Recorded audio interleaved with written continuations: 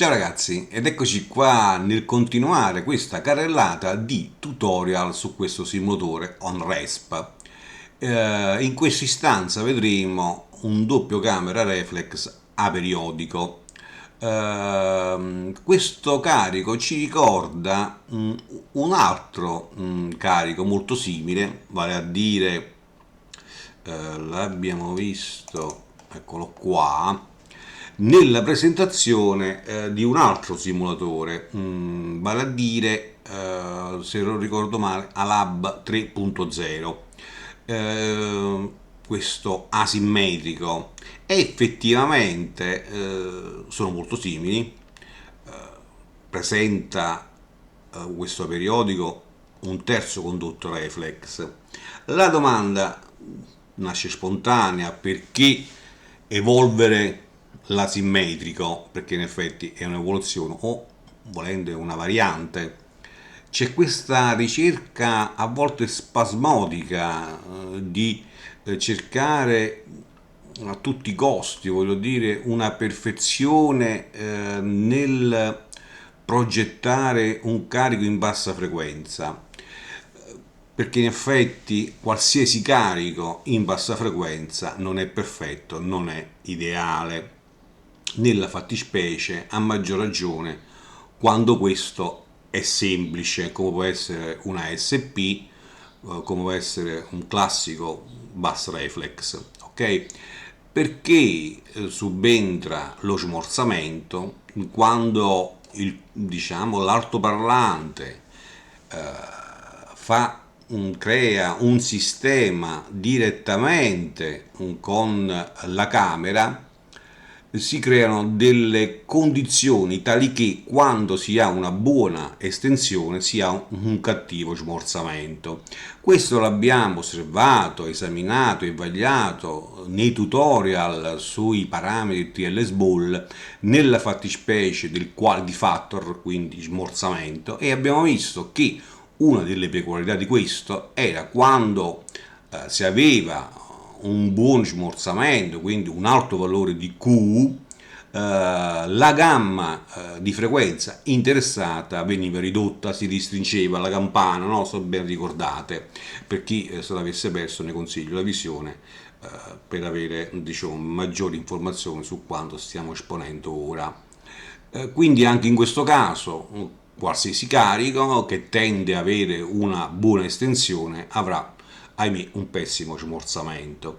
Ed ecco che si cerca di salvare capi e cavoli, di avere la botte piena e la moglie ubriaca, di avere un buon smorzamento e una buona estensione, ma ahimè in fisica nulla è regalato e vedremo che anche in questi sistemi ben congeniati, dove l'intento, voglio dire, è raggiunto, si paga uno scotto, ok? Ritornando su quello periodico, questo condotto reflex in effetti ha un duplice scopo di controllare lo smorzamento dell'altoparlante in funzione di questa camera e a questo punto del condotto reflex non presente su quello asimmetrico, quindi si è più, diciamo, capillari, no? In questa regolazione, impostazione se vogliamo. Ahimè però insomma si hanno purtroppo delle controindicazioni, però poi si deciderà a secondo i casi, a secondo le esigenze, cosa si cerca. Quindi in definitiva non esiste un carico ideale, ma esiste un carico, diciamo, che risponde alle nostre esigenze, più congeniale alle nostre esigenze, se vogliamo così definirlo.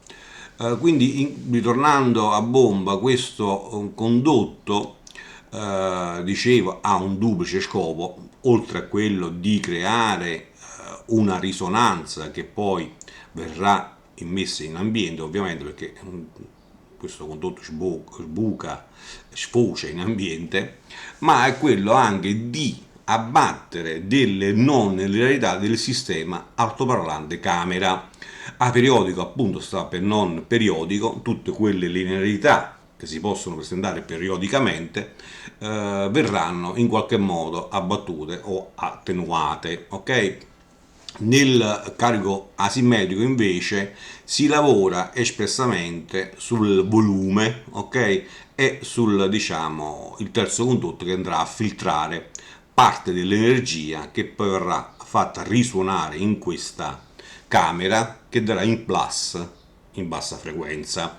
Quando ritornando su questi sistemi, il principio è questo: io con la seconda camera cerco un accordo il più basso possibile per aiutare l'estensione.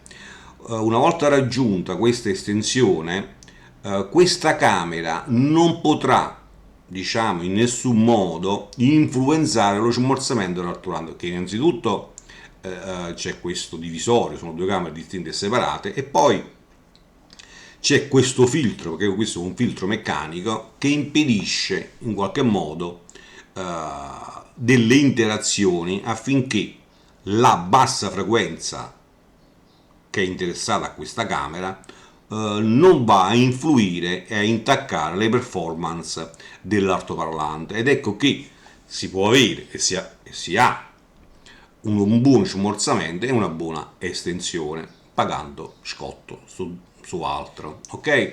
Bene, fatte queste doverose premesse e informazioni, soprattutto per chi è agli inizi, persona esperta non la è, iniziamo con la simulazione vera e propria, ok? Come fatto precedentemente, useremo una procedura guidata, quindi andando su Help, Input Wizard, per scongiurare eventuali errori, visto che i campi possono essere tanti e diciamo commettere qualche errore, ok?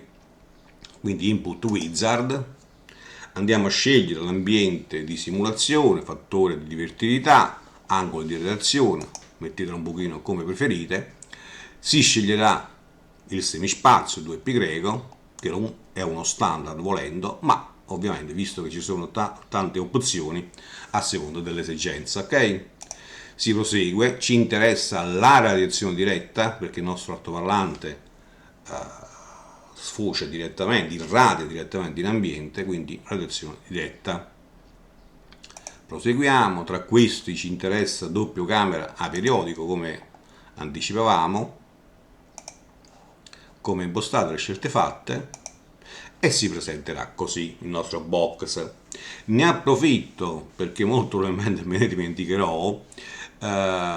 Il simulatore prevede che i due condotti, 1 e 2, questo è il terzo, siano disposti sul pannello frontale, ok? Evidentemente c'è delle difficoltà nei modelli tali che insomma non si è scelta questa configurazione. Comunque sia, credo che sia opportuno, secondo la mia umile opinione, spostare questo condutto reflex sul pannello posteriore per due motivi.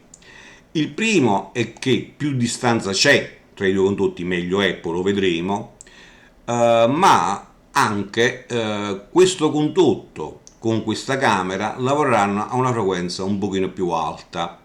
Lavorando a una frequenza più alta, quindi verso le medie frequenze, volendo, è molto probabile che queste possano, vista la lunghezza d'onda, possano passare attraverso il condotto, e lo fanno sicuramente, andranno direttamente verso l'orecchio o verso il microfono, eventualmente staremo facendo una misura, ok? Quindi spostando il condotto sul pannello posteriore faremo insomma meglio sicuramente, diciamo due piccioni con una fava.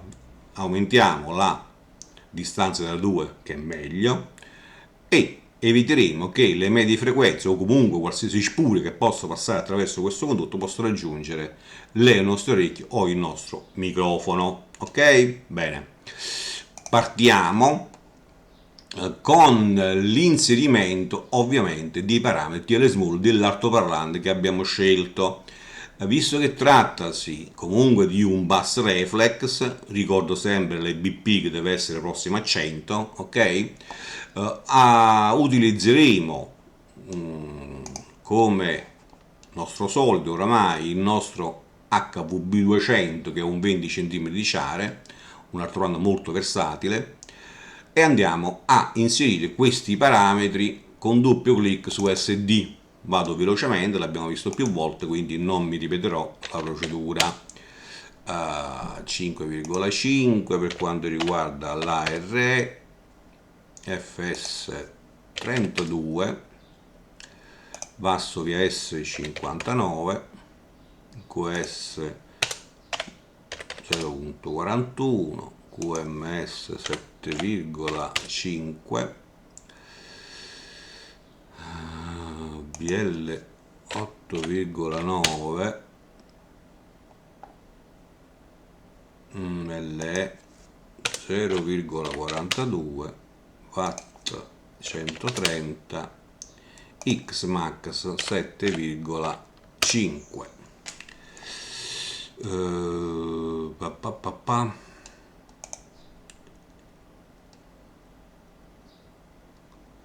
Zero.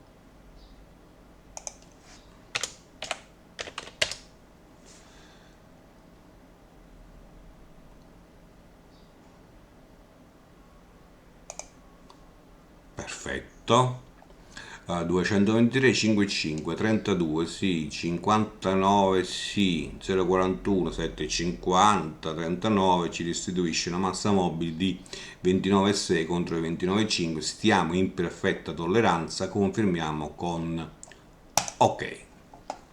Ora, per procedere, in questo caso lo dobbiamo fare con questo tastino Wizard, perché l'altro presente in Tools è in grigetto, vedete? Ok?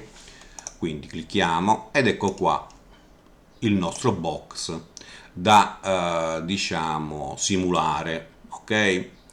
Ora, come vi ho fatto presente nei tutorial precedenti, OnResp non ci aiuta in nessun modo con qualche preset di allineamento, ok? Non è pas possibile attingere da questo. Bene, ora abbiamo due possibilità. O ci facciamo aiutare per quanto riguarda il volume accordo di queste due camere con un altro stimulatore, poi andiamo a inserire e variamo, cosa non proprio velocissima, oppure seguite questo mio consiglio. Il rapporto di queste due camere è di 4 a 1. Cosa vuol dire? Facciamo un esempio. Se questa camera, premesso che il volume è determinante sull'estensione, ovvero più è grande il volume, più il sistema sarà esteso, ok? Quindi una volta individuato un volume, se vogliamo avere meno estensione, basta ridurre questi volumi nel rapporto di 4 a 1. 40 litri la prima camera, sarà 10 la seconda. Ok, partiamo proprio da questi volumi qua. Quindi andiamo a configurare la prima camera e poi eventualmente andiamo a ritoccare per perfezionarla. La profondità, uno standard sta dai 30 ai 35, mettiamo 30 per tutte e due. Per avere un diametro soddisfacente stiamo sui 6-7 cm, quindi vuol dire 35 cm quadrati per l'area. La lunghezza del condotto la andiamo a diciamo inserire a seconda della risposta, ok? Quindi lasciamo perdere un attimo la lunghezza. Facciamo lo stesso per la seconda camera, quindi questa sarà di 10, profondità sempre 30, lo stesso 35, la lunghezza la andiamo a determinare poi. Terza porta e 500, quanto mai, 35, anche questa, poi la lunghezza la andiamo a determinare poi. Prima che ce ne dimentichiamo, la distanza, andiamo su power se non ci dà possibilità, togliamo la memoria qua, della porta 1, porta 2 sta a 0 e vedete che le interferenze sono tante. Più si allontanano questi due i punti di emissione, le due sorgenti, che comunque vengono indicate come considerate come due sorgenti distinte e separate, vedete?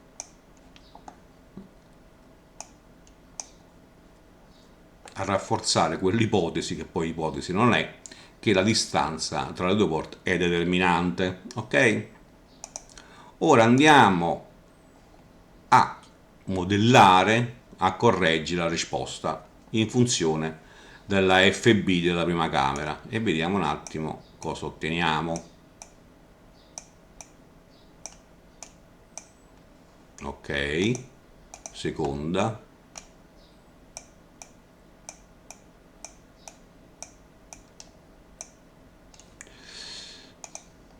porta,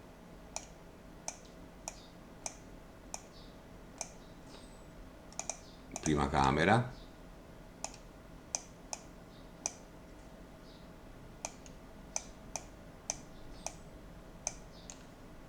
ritorniamo sulla seconda,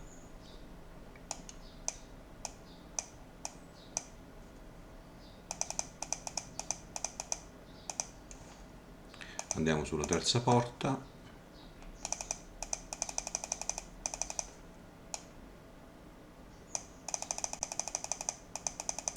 no,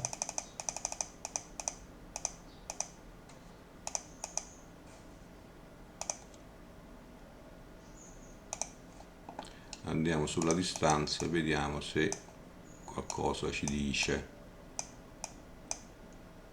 No. Cosa abbiamo ottenuto? Stiamo addirittura flat a 35, tantissimo, tantissimo, forse anche troppo volendo.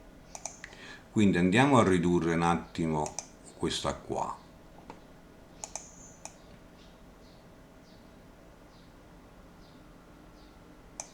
Ok?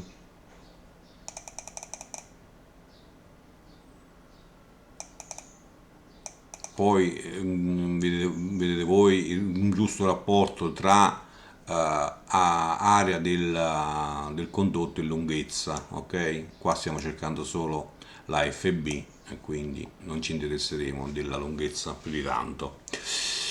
Stiamo a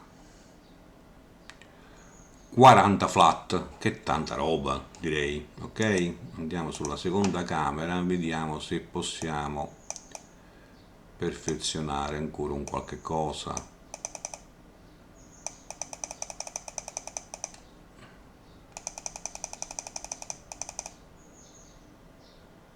Mica tanto. Ritorniamo sui nostri passi.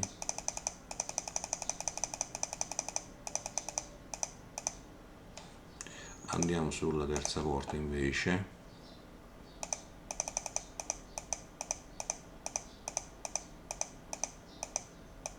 E voilà, le ci sono fatte.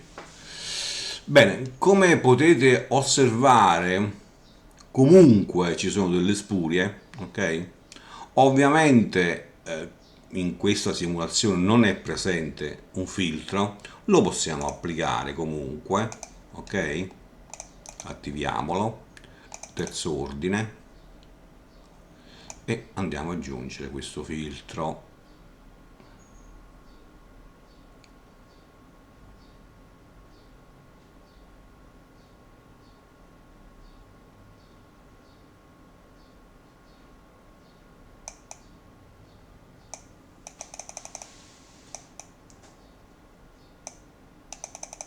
Mm?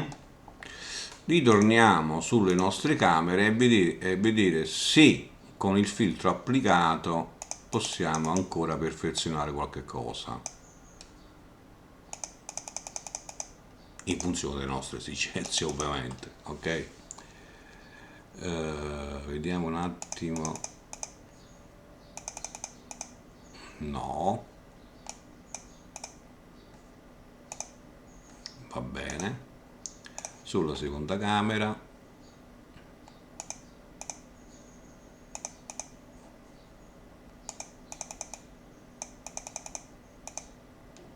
Direi di sì. Ok? Ora, fatte le opportune scelte, trovata la risposta che ci piace, che risponde alle nostre esigenze, dobbiamo verificare se questa risposta può essere conservata a potenze più elevate. Quindi andiamo su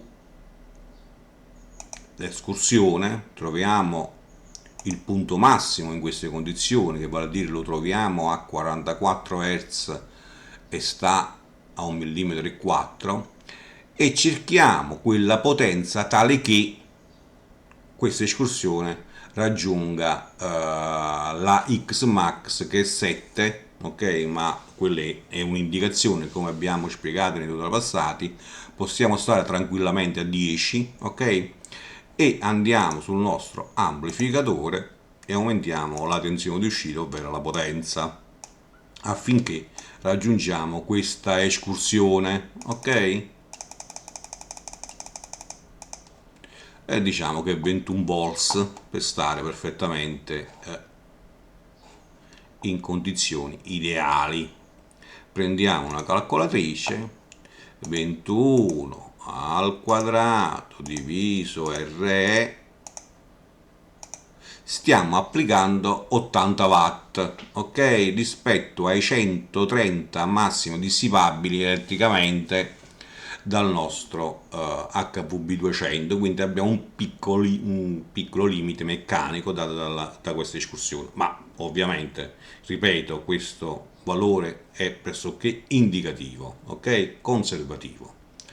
Bene, l'escursione, stiamo nei parametri, andiamo a vedere un attimo invece la fase che ci dice. Non male, non male, abbiamo questa rotazione a 30 Hz che non sarà percepita, questo piccolissimo qua, questa piccolissima rotazione, che molto probabilmente è il terzo condotto, che ce lo diremo sicuramente anche nel ritardo di gruppo, e infatti eccolo qua. Però vediamo che non c'è nessun gruppo di frequenza che abbia un divario notevole, ok? Questo ci sta a indicare che il sistema è molto smorzato, ok? Addirittura a 28 Hz abbiamo un ritardo di 23 millisecondi, ok? Questo picco, anche se è alto, è molto ristretto. Pardon, stanno facendo delle prove qua intorno, di 56 millisecondi, ma è un picco molto ristretto, quindi non sarà percepito. Dicasi lo stesso per quest'altro. Però per qualche purista, come vi dicevo, è vero che abbiamo una buona estensione, è vero che abbiamo un buon smorzamento, però la risposta è un pochino sporca, ci sono delle spurie. Però vi posso assicurare che è vero che nella simulazione sono presenti, è vero che anche nelle misure saranno presenti, ma non saranno percepiti. A maggior ragione se, e ricordo, il condotto reflex presente nella simulazione sul pannello anteriore verrà spostato su quello posteriore. Tutte queste spurie, gran parte spariranno, ok? Quindi l'escursione l'abbiamo controllata. Andiamo a vedere invece il modulo di impedenza, che ci dà, ecco, una visione immediata di quello che succede sul nostro altoparlante, e ci dice effettivamente che è molto equilibrato, è molto smorzato, vedete? Ok, i due pic sono quasi identici, e questo ci dà una maggiore sicurezza su quanto stavamo osservando e quindi ricercato. Credo che non ci sia altro. Mm. Ah, sì, sì, sì. Allora, per quanto riguarda la velocità dell'aria nelle porte, questo non deve superare i 25-26 metri al secondo. Sulla porta 1 stiamo a 18 metri al secondo a 27, ma a noi ci interessa verso i 40. 9. Vediamo la 2, 15, 3. Beh, questa è quella all'interno, non ci interessa minimamente, ok? Perché starà all'interno, quindi non sarà avvertita nessuna sua turbolenza. Bene, credo che non abbiamo tralasciato nulla. Eventualmente avete qualcosa da approfondire, qualche aspetto che vogliamo approfondire, desiderate, me lo fate sapere, ci torneremo sicuramente. Se notate qualche mio errore me lo segnalate e correggiamo in qualche modo, a volte qualcosa mi sfugge ovviamente. E nulla, come sempre consiglio per chi fosse interessato a tali argomenti di iscriversi al canale, non vi costa nulla e fate cosa da credere a me ovviamente. Se questo video vi è piaciuto, è stato di vostro interesse, mettete un mi piace per darmene atto. E nulla, come dicevo, mi fermo qua, ci sentiamo per la prossima. Ciao!